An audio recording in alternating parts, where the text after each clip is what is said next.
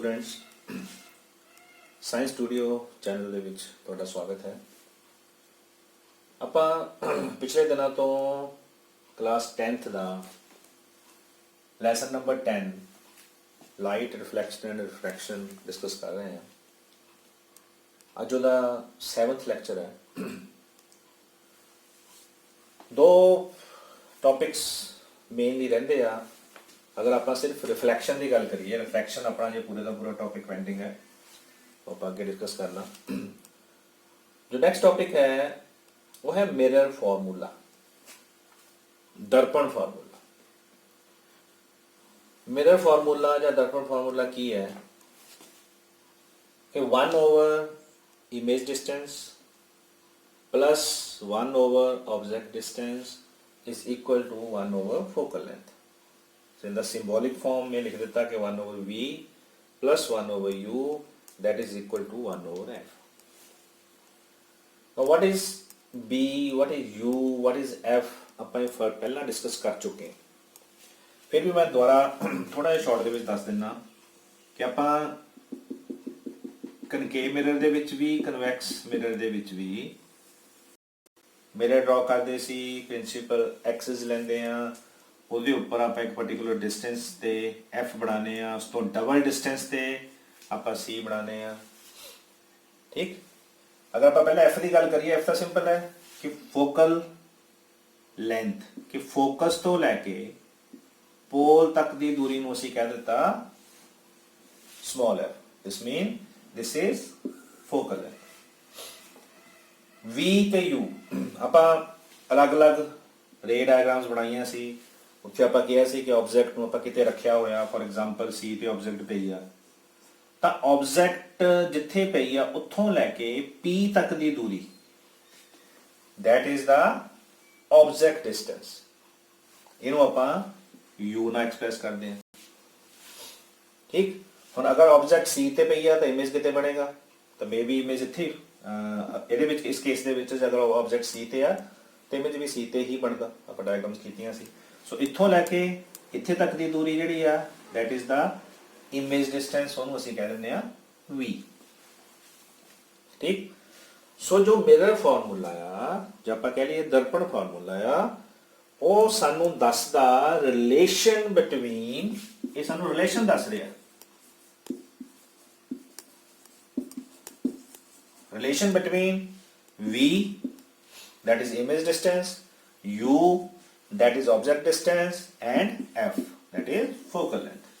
so ਜਿਹੜਾ formula ਸਾਨੂੰ u, v ਤੇ f ਦੇ ਵਿੱਚ ਰਿਲੇਸ਼ਨ ਦੱਸਦਾ, ਉਹਨੂੰ ਅਸੀਂ ਮਿਰਰ ਫਾਰਮੂਲਾ ਕਹਿੰਦੇ ਹਾਂ। ਠੀਕ ਹੈ, ਇਸ ਫਾਰਮੂਲੇ ਨੂੰ ਆਪਾਂ ਫਰਦਰ ਯੂਜ਼ ਕਰਦੇ ਹਾਂ ਕਿਉਂਕਿ ਦੋਨੋਂ ਸਿਲੇਬਸ ਦੇ ਵਿੱਚ ਪੰਜਾਬ ਸਕੂਲ ਐਜੂਕੇਸ਼ਨ ਬੋਰਡ ਵੀ ਔਰ CBSE ਦੇ ਵਿੱਚ ਵੀ ਇਹਨਾਂ ਰਿਲੇਟਡ ਨਿਊਮੈਰੀਕਲ ਪ੍ਰੋਬਲਮਸ ਆਉਂਦੀਆਂ। ਸੋ ਨਿਊਮੈਰੀਕਲ ਪ੍ਰੋਬਲਮ ਨੂੰ ਜਦੋਂ ਆਪਾਂ ਸੋਲਵ ਕਰਨਾ ਤਾਂ ਸਾਨੂੰ ਇਸ ਫਾਰਮੂਲੇ ਦਾ ਪਤਾ ਹੋਣਾ ਚਾਹੀਦਾ। ਇੱਕ ਆਪਾਂ ਪਿਛਲੇ ਟੌਪਿਕ ਦੇ ਵਿੱਚ ਨਿਊ ਕਾਰਟੀਜੀਅਨ ਸਾਈਨ ਕਨਵੈਨਸ਼ਨਸ ਵੀ ਕੀਤੀਆਂ ਸੀ। ਉਹ 'ਚ ਮੈਂ ਤੁਹਾਨੂੰ ਕਲੀਅਰ ਕੀਤਾ ਸੀ ਕਿ ਆਪਾਂ u ਨੈਗੇਟਿਵ ਲੈਂਦੇ ਆ ਜਾਂ b ਨੈਗੇਟਿਵ ਲੈਂਦੇ ਆ ਜਾਂ ਪੋਜ਼ਿਟਿਵ ਲੈਂਦੇ ਆ, f ਪੋਜ਼ਿਟਿਵ ਜਾਂ ਨੈਗੇਟਿਵ ਹੁੰਦਾ, ਉਹ ਕਿਉਂ ਹੁੰਦਾ, ਉਹ ਆਪਾਂ ਡਿਸਕਸ ਪਹਿਲਾਂ ਕੀਤਾ ਹੋਇਆ। ਸੋ ਜਦੋਂ ਵੀ ਅਸੀਂ ਇਹਦੇ ਨਿਊਮੈਰੀਕਲ ਪ੍ਰੋਬਲਮ ਨੂੰ ਸੋਲਵ ਕਰਨਾ ਤਾਂ u, v ਤੇ f ਬਾਰੇ ਸਾਨੂੰ ਕਲੀਅਰ ਹੋਵੇ ਤੇ ਉਹਨਾਂ ਦੇ ਸਾਈਨਸ ਬਾਰੇ ਕਲੀਅਰ ਹੋਵੇ, ਪੋਜ਼ਿਟਿਵ ਹੈ ਜਾਂ ਨੈਗੇਟਿਵ ਹੈ, ਉਹਦੀ ਹੈਲਪ ਦੇ ਨਾਲ ਆਪਾਂ ਜਿਹੜੇ ਨਿਊਮੈਰੀਕਲ ਪ੍ਰੋਬਲਮਸ ਹੈ ਉਹਨਾਂ ਨੂੰ ਬੜੀ ਈਜ਼ੀਲੀ ਸੋਲਵ ਕਰ ਸਕਦੇ। ਇਹ ਫਾਰਮੂਲਾ ਬੇਸ਼ੱਕ ਕਨਕੇਵ ਮਿਰਰ ਹੋਵੇ, ਬੇਸ਼ੱਕ ਕਨਵੈਕਸ ਮਿਰਰ ਹੋਵੇ, ਦੋਨਾਂ ਦੇ ਲਈ ਐਪਲੀਕੇਬਲ ਹੈ। ਠੀਕ ਹੈ, ਆਪਾਂ ਨੂੰ ਨਿਊਮੈਰੀਕਲ ਪ੍ਰੋਬਲਮ ਵਿੱਚ ਬੇਸ਼ੱਕ ਕਨਕੇਵ ਮਿਰਰ ਦੇ ਕੇ ਕੁਝ ਪੁੱਛਿਆ ਹੋਵੇ ਜਾਂ ਕਨਵੈਕਸ ਮਿਰਰ ਦੇ ਕੇ ਕੁਝ ਪੁੱਛਿਆ ਹੋਵੇ, ਕੋਈ ਵੀ ਨਿਊਮੈਰੀਕਲ ਪ੍ਰੋਬਲਮ ਆ ਜਾਏ, ਦੋਨਾਂ ਲਈ ਐਪਲੀਕੇਬਲ ਹੈ। ਠੀਕ, तो इस तो जो नेक्स्ट टॉपिक है साडा लास्ट टॉपिक है रिफ्लेक्शन नाल रिलेटेड, वो टॉपिक है मैग्नीफिकेशन।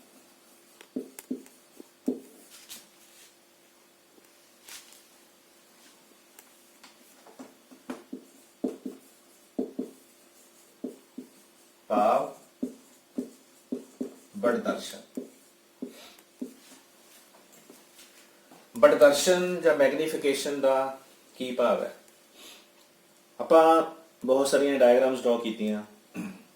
ਆਪਾਂ किया ਜਿਹੜਾ साइज है स्फेरिकल मिरर्स ਦੇ केस ਦੇ ਵਿੱਚ ऑब्जेक्ट ਦਾ ਤੇ इमेज ਦਾ ਉਹਦੇ ਵਿੱਚ ਫਰਕ ਹੁੰਦਾ। ਕੀ ਫਰਕ ਹੁੰਦਾ? ਹੋ ਸਕਦਾ ਜਿਹੜਾ ਇਮੇਜ ਦਾ ਸਾਈਜ਼ ਹੈ ਆਬਜੈਕਟ ਨਾਲੋਂ ਵੱਡਾ ਬਣਿਆ ਹੋਵੇ, ਜਾਂ ਇਹ ਵੀ ਪੋਸੀਬਿਲਿਟੀ ਹੈ ਕਿ ਉਹ ਛੋਟਾ ਬਣਿਆ ਹੋਵੇ। ਆਪਾਂ ਬਹੁਤ ਸਾਰੇ ਐਗਜ਼ਾਮਪਲਸ ਕੀਤੀਆਂ ਪਹਿਲਾਂ। ਫੋਰ ਐਗਜ਼ਾਮਪਲ ਕਨਕੇਵ ਮਿਰਰ ਦੇ ਕੇਸ ਦੇ ਵਿੱਚ ਵੀ ਆਪਾਂ ਕੀਤਾ ਕਿ ਜਦੋਂ ਆਬਜੈਕਟ ਨੂੰ ਅਸੀਂ ਇਨਫਿਨਿਟੀ ਤੇ ਰੱਖਿਆ ਆ ਤਾਂ ਇਮੇਜ ਬਿਲਕੁਲ ਪੁਆਇੰਟ ਸਾਈਜ਼ ਬਣਦਾ। ਠੀਕ ਹੈ, ਸੀ ਦੇ ਪਿੱਛੇ ਰੱਖ ਦਿੰਦੇ ਆ ਤੇ ਇਮੇਜ ਛੋਟਾ ਬਣਦਾ, ਸੀ ਤੇ ਰੱਖਦੇ ਆ ਤੇ ਇਮੇਜ ਬਰਾਬਰ ਸਾਈਜ਼ ਦਾ ਬਣਦਾ, ਸੀ ਤੇ ਐਫ ਦੇ ਵਿਚਕਾਰ ਆ ਜਾਂਦੇ ਆ ਤੇ ਇਮੇਜ ਵੱਡਾ ਹੋ ਜਾਂਦਾ। ਠੀਕ ਹੈ, ਸੋ ਬਹੁਤ ਸਾਰੀ ਐਗਜ਼ਾਮਪਲਸ ਕੀਤੀਆਂ। ਕਨਵੈਕਸ ਮਿਰਰ ਦੇ ਵਿੱਚ ਆਪਾਂ ਕੀ ਕੀਤਾ ਕਿ ਇਮੇਜ ਹਮੇਸ਼ਾ ਮਿਰਰ ਦੇ ਪਿਛਲੇ ਪਾਸੇ ਬਣਦਾ। ਠੀਕ ਹੈ, ਉਹ ਛੋਟੇ ਸਾਈਜ਼ ਦਾ ਬਣਦਾ। ਇਹ ਆਪਾਂ ਡਿਸਕਸ ਕਰ ਚੁੱਕੇ ਹਾਂ। ਹੁਣ ਉਹ ਜਿਹੜਾ ਪ੍ਰਦਰਸ਼ਨ ਹੈ, ਮੈਗਨੀਫਿਕੇਸ਼ਨ ਹੈ, ਸਾਨੂੰ ਕਿੱਦਾਂ ਪਤਾ ਲੱਗੇਗੀ? ਉਹਦੀ ਆਪਾਂ ਨਿਊਮੈਰੀਕਲ ਪ੍ਰੋਬਲਮਸ ਦੇ ਵਿੱਚ ਉਹਦਾ ਸੋਲੂਸ਼ਨ ਕਿੱਦਾਂ ਕਰਨਾ। ਸੋ ਉਹਦੇ ਨਾਲ ਆਪਾਂ ਇਹਦੀ ਕੈਲਕੂਲੇਸ਼ਨ ਜਿਹੜੀ ਹੈ ਕਰ ਸਕਦੇ ਹਾਂ। मैग्निफिकेशन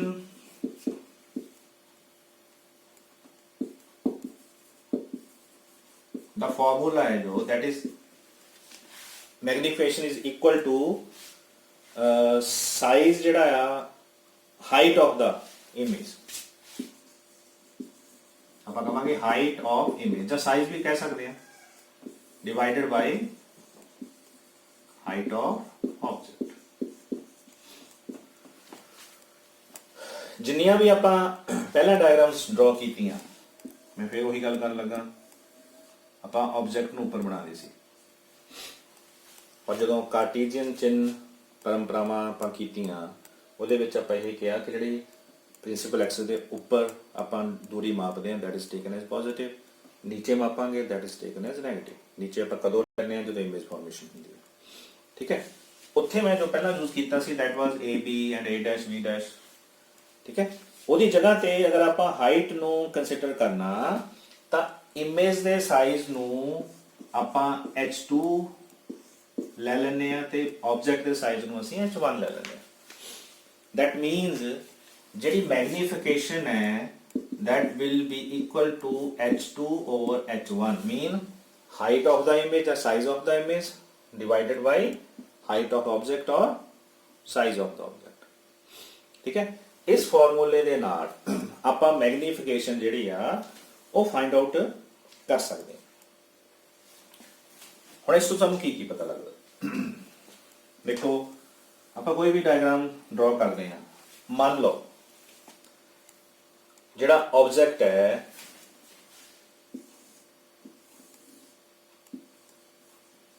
ਉਹ ਹਾਈਟ ਆਪਾਂ ਮੇਜਰ ਕਰ ਲਈ। ਠੀਕ ਹੈ, ਉਹਦੀ ਕੋਈ ਵੈਲਿਊ ਆ ਗਈ, कोई वैल्यू हो गई। In the same manner image की भी कोई वैल्यू है। ठीक है, फॉर एग्जांपल मैं कहता जी ऑब्जेक्ट 5 सेंटीमीटर है, जिहड़ा इमेज है जिहड़ी इमेज फॉर्मेशन हुई आ वो भी 5 सेंटीमीटर है। एग्जांपल एक तो इत्थे की वैल्यू आ जाएगी 5 centimetre over 5 centimetre that is equal to 1। ठीक, इन अदर केस मैं कहता जो इमेज है जी वो हम 5 सेंटीमीटर नहीं बनया, वो 10 सेंटीमीटर बन गया। ठीक है, तो इत्थे की आ जाएगा इमेज का साइज 10 सेंटीमीटर, ऑब्जेक्ट कितनी सी 5 सेंटीमीटर, वैल्यू की आ गई 2। यदि कोई यूनिट नहीं होएगी क्योंकि सेम क्वांटिटी द रेसिप्रोकल है। ठीक है, इत्थे वैल्यू आ जाएगी 2। एक मैं थर्ड एग्जांपल ले लेना। इत्थे की आ image size is bigger than object size। मैं थर्ड एग्जांपल ले लेना कि मान लो इमेज जड़ा बनया दैट इज 2.5 सेंटीमीटर, ऑब्जेक्ट भी वही कह रहे हैं 5 सेंटीमीटर। ये वैल्यू की आ जाएगी पॉइंट दे विच वैल्यू आ जाएगी। ठीक है, that mean less than 1।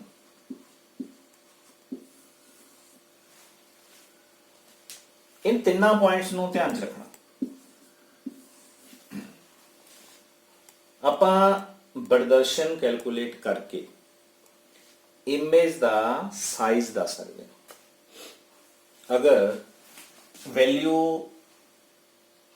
Magnification की वैल्यू एग्जैक्टली 1 आ जाए, दैट मीन्स कि size of the object and size of the image is equal, कि बिल्कुल बराबर साइज का जिहड़ा आ, जिन्ने साइज की ऑब्जेक्ट है उन्ने साइज का ही इमेज बनेगा। मतलब वैल्यू तो आप दस सकते हैं कि उतो सानू पता लग जाए कि ऑब्जेक्ट जिहड़ा इमेज के साइज के बराबर है। अगर वैल्यू मैग्नीफिकेशन की 1 तो ज़्यादा आ जाए, 2 जरूरी नहीं 2 आवे, 1.1 आ जाए, 1.5 आ जाए, 2 आ जाए, 3 आ जाए, 5 आ जाए, 10 आ जाए, जो मर्जी वैल्यू आ जाए मोर देन 1, दैट मीन कि मैग्नीफिकेशन हुई है, कि इमेज का साइज ऑब्जेक्ट के साइज नालों ज़्यादा है। अगर वैल्यू लैस देन 1 आ जाए, 0.5 आ जाए, 0.6 आ जाए, 0.7 आ जाए, एनी वैल्यू, दैट मीन कि size of image is smaller than size of object. ठीक, एक तो है ना, इस तो अपन ये नॉलेज मिल जाती है कि साइज इमेज का बड़ा है या ऑब्जेक्ट का साइज बड़ा है। नंबर 2, ਆਪਾਂ ਜਦੋਂ डिस्कस ਕੀਤਾ ਸੀ ਆਪਾਂ ਸਾਈਜ਼ ਨੂੰ ਬਹੁਤ ਪ੍ਰੋਪਰਲੀ ਕੰਸੀਡਰ ਕੀਤਾ ਸੀ ਨਾ, ਵੱਡਾ ਬਣਿਆ ਜੀ, ਛੋਟਾ ਬਣਿਆ ਜੀ। ਇੱਕ ਆਪਾਂ ਹੋਰ ਚੀਜ਼ ਜੋ ਹੈ ਉਹ ਆਪਾਂ ਕੰਸੀਡਰ ਕੀਤੀ ਸੀ, that was ਕਿ ਇਮੇਜ ਰੀਅਲ ਬਣਿਆ ਜਾਂ ਵਰਚੁਅਲ ਬਣਿਆ। ਉਹ ਵੀ ਸਾਨੂੰ ਇੱਥੋਂ ਕਲੀਅਰ ਹੋ ਸਕਦਾ। ਕਿੱਦਾਂ? ਇਨ ਕਨਕੇਵ ਮਿਰਰ, ਜੇ ਆਪਾਂ ਕਨਕੇਵ ਮਿਰਰ ਦੀ ਗੱਲ ਕਰੀਏ, ਆਪਾਂ ਕਿਹਾ ਸੀ ਕਿ ਆਬਜੈਕਟ ਜਿਹੜੀ ਹੈ ਜੀ ਉਹ ਇਨਫਿਨਿਟੀ ਤੇ ਆ, ਸੀ ਦੇ ਪਿੱਛੇ ਆ, ਸੀ ਤੇ ਆ, ਐਫ ਤੇ ਸੀ ਦੇ ਵਿਚਕਾਰ ਹੈ ਔਰ ਐਫ ਤੇ ਹੈ। ਸਾਰੀਆਂ ਕੰਡੀਸ਼ਨਸ ਦੇ ਲਈ ਇਮੇਜ ਕਿੱਥੇ ਬਣਿਆ ਸੀ? ਪ੍ਰਿੰਸੀਪਲ ਫੋਕਸ ਦੇ ਉੱਪਰ। ਸਾਰੀ ਕੰਡੀਸ਼ਨਸ ਦੇ ਵਿੱਚ ਜਿਹੜਾ ਇਮੇਜ ਕਿੱਥੇ ਬਣਿਆ, ਉਹ ਪ੍ਰਿੰਸੀਪਲ ਫੋਕਸ ਦੇ ਇਮੇਜ ਫਾਰਮੇਸ਼ਨ प्रिंसिपल फोकस दे नीचे, सॉरी मैं पहला शायद ऊपर कह गया, नीचे। Object her case they which principle focus के ऊपर ही होंदी है। आप सारी डायग्राम च देखिया, ठीक है, सारी डायग्राम च आप देखिया कि आप किते भी ऑब्जेक्ट रखी है वो ऊपर ही रखी है, और इमेज किदा भी बनया नीचे बनया, प्रिंसिपल एक्सिस दे ऊपर और नीचे। चिन्ह परंपरावां दे विच साइन कन्वेंशनस दे विच आपां गल कीती होई है कि अगर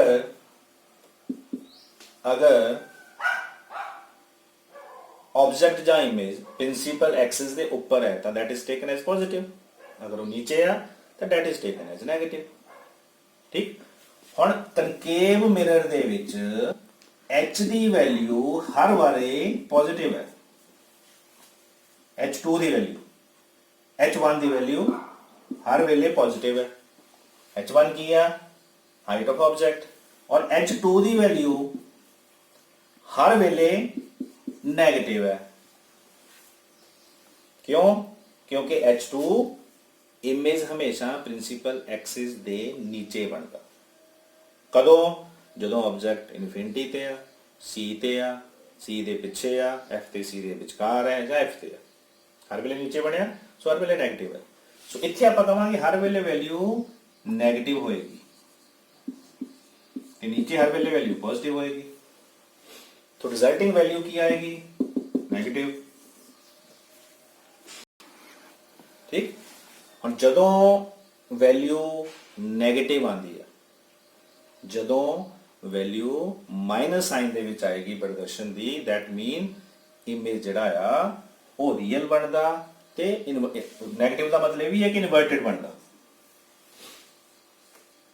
ठीक है, रियल बनता ते इनवर्टेड बनता। क्लियर? इन लास्ट केस जदों ऑब्जेक्ट फोकस ते पोल दे इन बिटवीन पई हुई है, दैन ऑब्जेक्ट कित्थे बने, इमेज कित्थे बने, इधरले पासे आपां देखिया सी। हुण ये वैल्यू पॉजिटिव हो गई, पॉजिटिव हो गई ना, क्योंकि प्रिंसिपल एक्सिस के ऊपर चली गई, इमेज भी प्रिंसिपल एक्सिस के ऊपर चला गया, उदों ये वैल्यू पॉजिटिव आ गई। इमेज किहड़ा बनया? Virtual and erect. इस तो सानू क्लीयर हो जाता है। जे आप होर क्लीयर करके देख लीए, अगर आप कन्वैक्स मिरर की गल कर लीए, हम कन्वैक्स मिरर की गल कर लीए, कन्वैक्स मिरर के इमेज कितने बनते हैं? Behind the mirror. कितने बने प्रिंसीपल एक्सिस के उपर, एक पॉइंट साइज बनया that is on the principal axis, एक थोड़ा छोटा बनता। दोनों केसेस के दोनों केसेस के वैल्यू की है? ऑब्जेक्ट भी पॉजिटिव है, इमेज भी पॉजिटिव है, that mean positive. Positive mean virtual and erect, ठीक, virtual and erect। Positive sign तो आप ये ले सकते हैं कि erect, virtual and erect। Negative तो आप ये लेना real and inverted.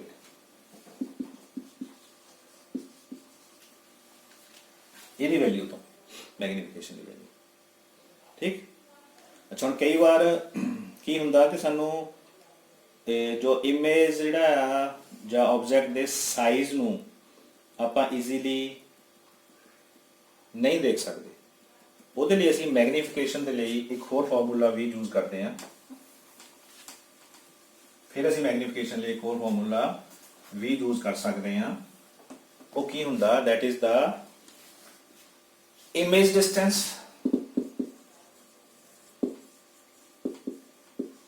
divided by object distance। उत्थे जिहड़ा m है वो इमेज डिस्टेंस आपां किहना लैने v दे नाल, इहनूं लैने u दे नाल, माइनस v ओवर u। इहदे नाल भी असीं मैग्नीफिकेशन जिहड़ी आ फाइंड आउट कर सकते हैं जदों सानूं साइज नहीं पता हुंदा इमेज का तो ऑब्जेक्ट का, आप डिस्टेंस जोड़ा है वो माप के भी मैग्नीफिकेशन नू फाइंड आउट कर सकते, ठीक है। So this was magnification. तो एक और सिंपल जी होर एक गल कर ली, अगर आप तीन टाइप के मिरर्स बारे पढ़ लिया, प्लेन मिरर, कनकेव मिरर ते कन्वैक्स मिरर। अगर आप तिन्नों असीं पछाणना होवे, साडे कोल तीनों मिरर पे है, आप जस्ट उन्होंने देख के पछाण सकते हैं, ठीक है। एक तो आप टच करके पछाण सकते हैं, स्फेरिकल सरफेस होएगी, इंटरनल सरफेस है रिफ्लैक्टेड तो आप कनकेव कहांगे, आउटर सरफेस रिफ्लैक्टेड है तो कन्वैक्स कहांगे, बिल्कुल स्ट्रेट है तो आप प्लेन कह लांगे। सैकंड तरीका एक ये भी है कि प्लेन मिरर के अगर आप फेस देखांगे तो छोटा जिहा मिरर होए, बस फेस देख लीजिए, बिल्कुल सानू अपने जो साइज का फेस वही नज़र आएगा, ठीक है।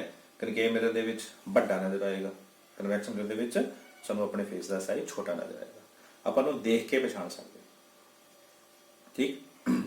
सो इस बेटा अपने टॉपिक से रिफ्लैक्शन नाल रिलेटेड। तो नैक्सट लैक्चर दे विच आपां रिफ्रैक्शन बारे गल करनी शुरू करांगे, बट उस तो पहला तुसीं कोशिश करना कि जो आपां कल ते अज पढ़िया ना उहदे नाल रिलेटेड कुछ न्यूमैरिकल प्रॉब्लम्स आनियां आ, वो मोस्टली इन्हां नाल रिलेटेड है, जां मैग्नीफिकेशन नाल जां मिरर फॉर्मूले नाल रिलेटेड है, और उन्हां दे लई साइन कन्वेंशनस नूं जरूर माइंड च रखना, उन्होंने अपने बिल्कुल क्लीयर कर लेना, फिर असीं न्यूमैरिकल प्रॉब्लम्स नूं ईजीली सॉल्व कर सकते। Thank you.